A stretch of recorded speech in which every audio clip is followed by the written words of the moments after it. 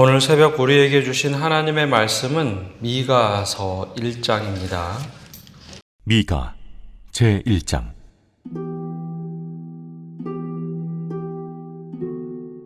유다의 왕들 요담과 아하스와 히스기야 시대에 모레셋 사람 미가에게 임한 여호와의 말씀, 곧 사마리아와 예루살렘에 관한 묵시라. 백성들아, 너희는 다 들을지어다. 땅과 거기에 있는 모든 것들아, 자세히 들을지어다. 주 여호와께서 너희에 대하여 증언하시되 곧 주께서 성전에서 그리하실 것이니라. 여호와께서 그의 처소에서 나오시고 강림하사 땅의 높은 곳을 밟으실 것이라. 그 아래에서 산들이 녹고 골짜기들이 갈라지기를 불 앞에 밀초 같고 비탈로 쏟아지는 물 같을 것이니, 이는 다 야곱의 허물로 말미암음이요 이스라엘 족속의 죄로 말미암음이라. 야곱의 허물이 무엇이냐? 사마리아가 아니냐? 유다의 산당이 무엇이냐? 예루살렘이 아니냐? 이러므로 내가 사마리아를 들의 무더기 같게 하고 포도심을 동산 같게 하며 또 그 돌들을 골짜기에 쏟아내리고 그 기초를 드러내며 그 새긴 우상들은 다 부서지고 그 음행의 값은 다 불살라지며 내가 그 목상들을 다 깨뜨리니 그가 기생의 값으로 모았은즉 그것이 기생의 값으로 돌아가리라. 이러므로 내가 애통하며 애곡하고 벌거벗은 몸으로 행하며 들깨같이 애곡하고 타주같이 애통하리니, 이는 그 상처는 고칠 수 없고 그것이 유다까지도 이르고 내 백성의 성문 곧 예루살렘에도 미쳤음이니라. 가드에 알리지 말며 도무지 울지 말지어다. 내가 베들레 아브라에서 티끌에 굴렀도다. 사빌 주민아, 너는 벗은 몸에 수치를 무릅쓰고 나갈지어다. 산한 주민은 나오지 못하고 베데셀이 애곡하여 너희에게 의지할 곳이 없게 하리라. 마롯 주민이 근심 중에 복을 바라니, 이는 재앙이 여호와께로 말미암아 예루살렘 성문에 임함이니라. 라기스 주민아, 너는 준마의 병거를 메울지어다. 라기스는 딸 시온의 죄의 근본이니, 이는 이스라엘의 허물이 내게서 보였음이니라. 이러므로 너는 가드 모레셋에 작별하는 예물을 줄지어다. 악십의 집들이 이스라엘 왕들을 속이리라.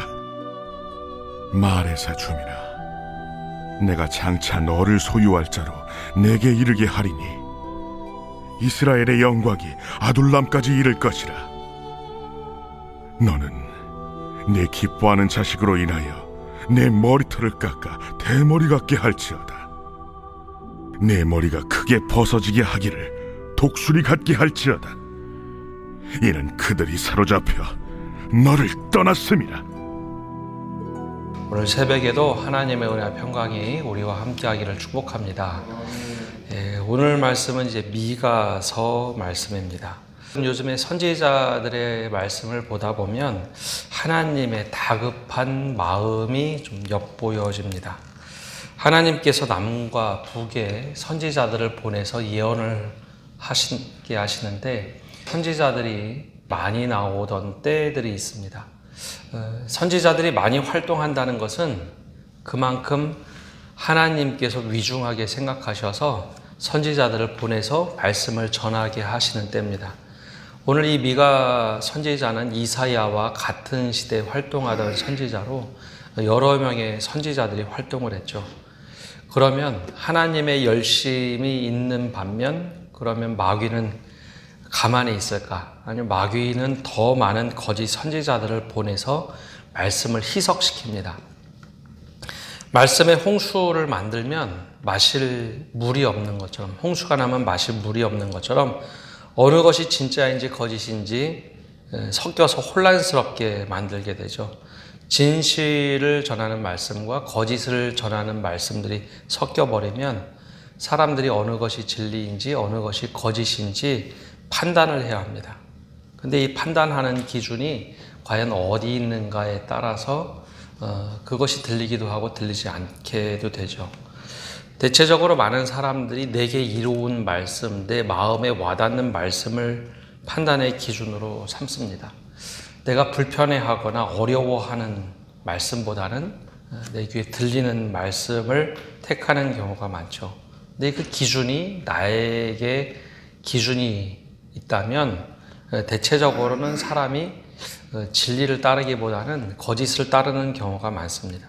근데 이와 달리 이 기준을 공동체에 두거나 하나님께 두면 좀 다릅니다.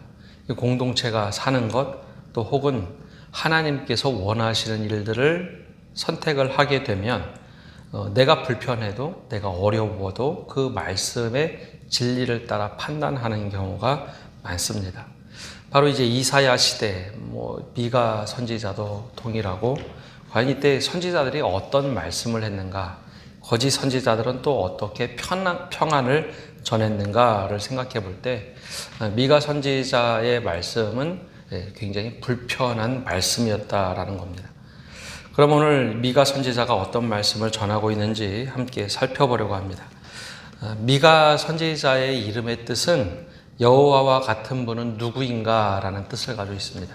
하나님 같은 분이 도대체 어떤 분이신가 라는 뜻을 가지고 있죠.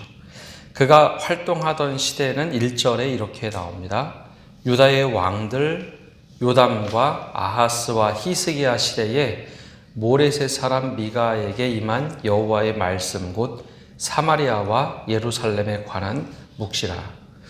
7장까지 이어지는 이 미가서의 사마리아와 예루살렘에 관한 묵시라.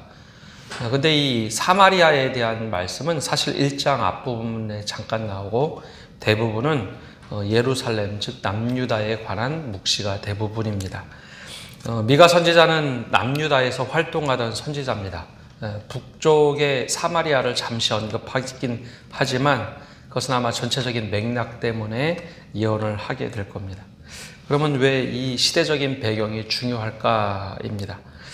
선지서를 읽다 보면 그 말이 그 말 같고 그 말이 그 시대가 그 시대 같은데 적어도 수백 년에 걸쳐서 선지자들이 활동했기 때문에 그 선지자가 어느 시대 사람인가는 굉장히 중요합니다. 남유다의 요담, 아하스, 히스기야 시대는 이사야가 활동하던 시대입니다. 북이스라엘로 따지면 바로 앞전에 여로보암 2세를 지나 우시야가 다스리던 시대죠. 이 여로보암 2세 시대는 계속 반복해서 말씀드렸던 것처럼 굉장히 부유한 시대입니다. 태평성대를 이루고 군대도 막강하던 시대. 그래서 여로보암 2세 때 태평성대를 이루면 뒤에서 항상 나오는 것은 우상숭배가 따라 나옵니다. 하나님만 믿는 것이 아니라 이것들도 우리에게 도움을 주겠다. 우상숭배가 효용했고 또 계속 선지자들이 외쳤던 것처럼 사회 정의가 깨졌던 시대입니다. 빈익빈 부익부가 계속해서 반복되던 시대죠. 근데 그 시대 여로보암 2세 시대를 조금 지나 보면 드디어 이제 북쪽의 시리아 지역 좀 북단에 있던 아수르가 이제 강력한 남진 정책을 씁니다. 혼란스러웠던 그 나라를 다 마무리하고 디글렛 빌레셀이 왕위에 오르면서 굉장히 강력한 남진 정책을 쓰는 아수르 제국이 됩니다. 이스라엘 지도를 보면 북이스라엘이 있고 밑쪽에 남유다가 있죠. 더 위쪽에 아수르가 있었기 때문에 남진 정책을 하면 제일 먼저 맞이하는 나라들이 시리아, 수리아와 이스라엘, 북이스라엘입니다. 북이스라엘이 남진 정책을 하는 아수르에 대항하기 위해서 즉 이 르단이라는 시리아 지역에 있던 르단과 동맹을 맺습니다. 그리고 남유다에게도 찾아와서 동맹을 맺자고 요청을 하죠. 야, 우리 함께 동맹을 맺어서 거대 아수르 제국에 대항하자. 근데 남유다의 아하스 왕은 이를 거절합니다. 원래 사이도 좋지 않았을 뿐더러 굳이 북이스라엘과 동맹을 맺을 필요는 없겠다.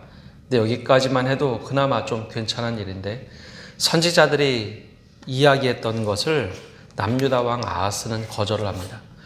선지자들은 절대로 외세를 끌어들이지 말라라고 했는데 이 아하스 왕은 북이스라엘을 견제한다는 명목으로 아수르에게 요청을 합니다.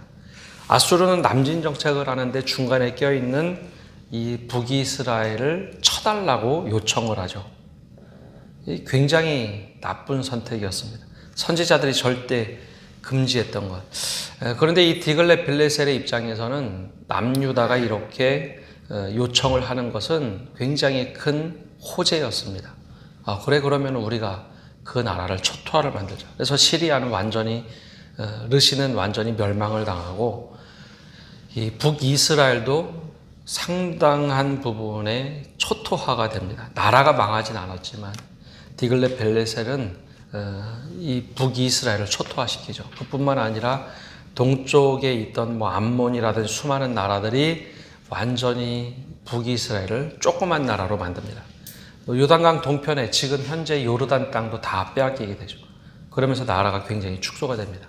그러면 아수르 제국이 남유다의 요청을 들어서 그렇게 북이스라엘을 초토화시켰다면 남유다는 괜찮았을까? 이 시대가 바로 아까 이야기한 아하스 시대 그리고 히스기야 시대로 넘어가던 시대입니다.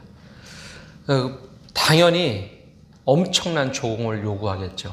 그래서 실제로 아하스 시대에 이 아수르에게 엄청난 조공을 바치게 됩니다. 히스기야 시대에도 물론 아수르가 계속해서 공격해 들어오죠. 초토화되는 상황, 그리고 722년에 결국 아수르의 사르곤 2세가 왕위에 오르면서 북이스라엘은 완전히 패망하게 됩니다. 그 빌미를 누가 했는가 하면 남유다 왕이 아하스가 그 길을 열었다라는 거죠.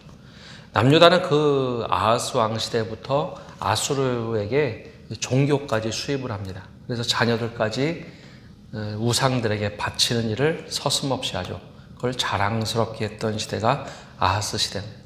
요담은 그래도 군사력을 키웠지만 아하스는 완전히 나라를 몰락하게 하는 빌미를 제공하죠. 그리고 히스기야 시대에 조금 개혁을 했지만 결국 히스기야 노년에 아주 엄한 판단을 하면서 나라가 무너지게 됩니다. 이런 시대적인 배경을 가지고 있던 시대, 그때 바로 미가 선지자가 활동을 합니다. 이사야 선지자는 왕실 선지자였습니다. 그래서 왕실에 있던 내밀한 일들을 다 낱낱이 고하고 비판하는 일을 했다면 미가 선지자는 서민층에 들어가서 활동하던 선지자입니다. 서민들이 얼마나 어려웠는지 그것을 예언하고 또 방향을 제시하던 선지자였죠. 굉장히 암울해지는 시대, 경제적으로는 풍요로웠지만 나라가 점점점 기울어가는 시대에 활동하던 이 미가 선지자. 제일 먼저 미가 선지자가 예언했던 것은 2절에서 7절까지 사마리아, 즉 북이스라엘에 대한 예언입니다. 2절과 3절에 어떤 예언을 하는가 한번 보면 이렇게 시작합니다. 백성들아 너희는 다 들을지어다. 땅과 거기에 있는 모든 것들아 자세히 들을지어다. 주 여호와께서 너희에게 대하여 증언하시되 곧 주께서 성전에서 그리하실 것이니라. 백성들아 들으라. 쉐마 이스라엘이라는 말씀, 민수기에 나오는, 신명기에 나오는 말씀이죠. 들으라 이스라엘아. 그런데 들으라 이스라엘아 출애굽 시대에 얘기할 때는 이 말씀을 듣고 행하라는 뜻이 강했다면 선지서에서 나오는 들으라 이스라엘아, 들으라 백성아라고 하는 것은 정말 듣지 않았기 때문에 하는 이야기입니다. 제발 좀 들어보아라. 그러면서 말씀하신 것이 3절입니다. 여호와께서 그의 처소에서 나오시고 강림하사 땅의 높은 곳을 밟으실 것이라. 드디어 하나님이 보좌에서 나오셔서 이 땅에 강림하시겠다. 우리가 생각하는 강림과 이 말씀이 좀 차이가 납니다. 하나님이 강림하시는 날, 즉 여호와의 날은 좋은 날일까요? 아니면 심판의 날일까요? 우리에게 하나님이 임하신다.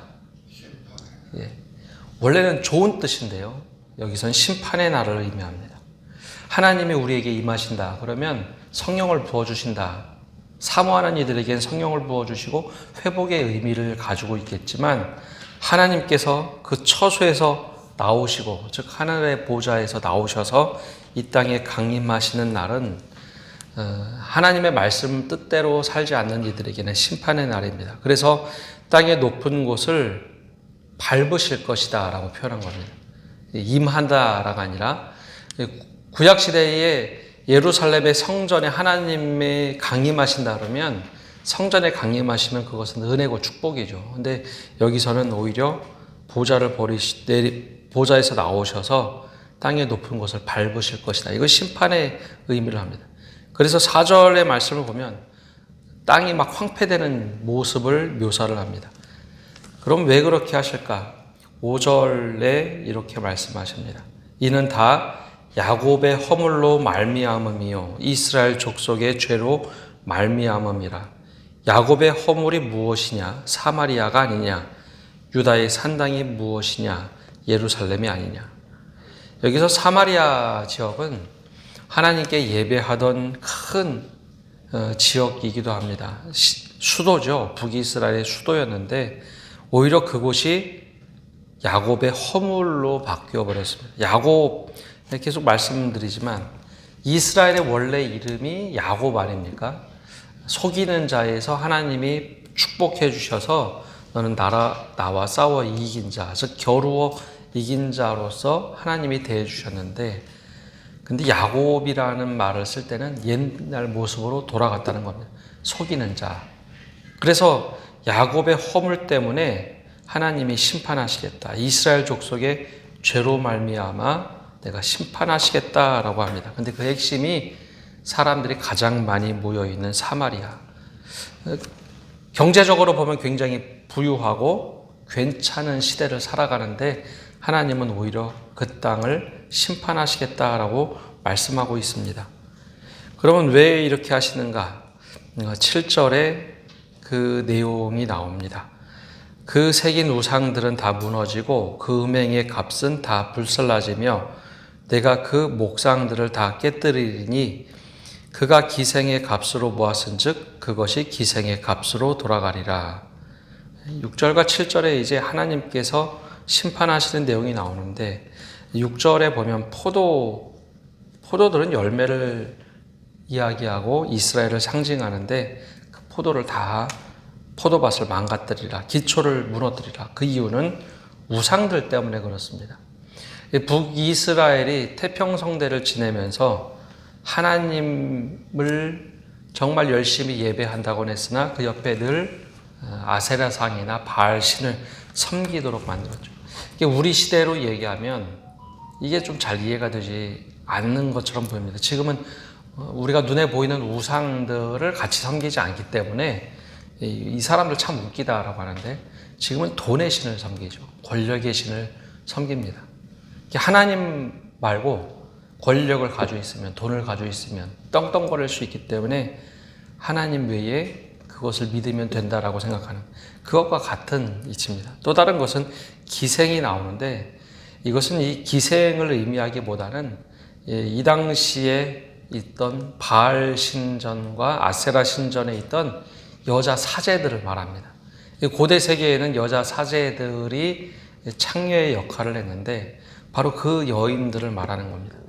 예루살렘 안에서는 이걸 절대로 여자 기생들, 여자 사제들을 허용해서는 안 됐는데 오히려 그 여인들이 훨씬 더 활개를 치던 그 여인들에게 돈을 주고 이방신에게 섬기도록 돈을 갖다 바치면서 제사를 지냈던 것, 그래서 기생의 값으로 모았은즉 그것이 기생의 값으로 돌아가리라. 이 신전들 때문에 결국 아수르가 쳐들어와서 북이스라엘이 멸망한다는 거죠. 미가 선지자는 북이스라엘이 멸망하는 모습을 직접 보게 됩니다. 그래서 8절과 9절의 그 모습을 이렇게 자기의 심정을 따라서 얘기합니다. 이러므로 내가 애통하며 애곡하고 벌거벗은 몸으로 행하며 들깨같이 애곡하고 타조같이 애통하리니. 나라가 망하는 모습을 보면서 미가 선지자가 애통하다라는 이야기를 합니다. 그 모습을 보고 두려웠던 거죠. 근데 이것이 그냥 두려움으로 끝나는 것이 아니라 북이스라엘이 망하면 남유다도 크게 다르지 않다라는 겁니다. 그래서 미가가 걱정했던 것은 그 9절입니다. 이는 그 상처는 고칠 수 없고 그것이 유다까지도 이르고 내 백성의 성문 곧 예루살렘에도 미쳤음이니라. 이게 참 이상한 일인데 북이스라엘이 망하면요, 그것을 보고 야, 우리도 저런 동일한 일이 생기면 어떻게 하나 걱정하는 것이 마땅한 일인데 남유다 백성들을 그리고 지도자들은 그렇게 생각하지 않았습니다. 북이스라엘이 망하는 모습을 보면서 야, 하나님이 심판하시는 거야. 저 잘 됐잖아. 야, 저들은 하나님이 저렇게 하실 수밖에 없는 거야 라고 오히려 안심을 했다는 거죠. 근데 선지자의 눈에는 다르게 비쳤습니다. 예루살렘까지도 하나님의 심판이 미쳤다라고 본 거죠. 그래서 10절에서부터 16절까지 나오는 말씀은 지역의 이름들을 이야기하는데 이거는 우리말로 표현하기 정말 어려운 표현들입니다. 이스라엘 히브리어의 발음과 뜻이 있는데 그 뜻을 묘하게 바꿔서 이야기한 겁니다. 예를 들자면 가드에게 10절에 가드에게 알리지 말며라고 했는데요. 가드는 고하다라는 뜻입니다. 누구에게 알리다. 근데 알려야 될 지역에 알리지 말고, 그리고 도무지 울지 말지어다. 또 내가 베들레 아브라에서 티끌에 굴렀도다라고 하는데 베들레 아브라라는 뜻은 티끌의 도시라는 뜻입니다. 근데 티끌의 도시가 어떻게 되는가? 먼지의 집에서 먼지 속에 아예 굴러 들어간다. 이게 다 그런 언어의 유의를 사용합니다. 사빌이라는 뜻은 아름다운 뜻입니다. 근데 아름다운 도시의 주민들아 너는 벗은 몸에 수치를 무릅쓰고 나갈지어다. 아름다움에 수치를 당하게 될 것이고, 사하나는 밖으로 나오다라는 뜻인데 밖으로 나와봤자 애곡하여 너희에게 의지할 곳이 없게 되리라. 이제 남유다에도 심판이 임하는데 너희가 가지고 있는 뜻과 정반대로 다 하나님의 심판이 임해서 멸망할 것이다 라는 뜻입니다.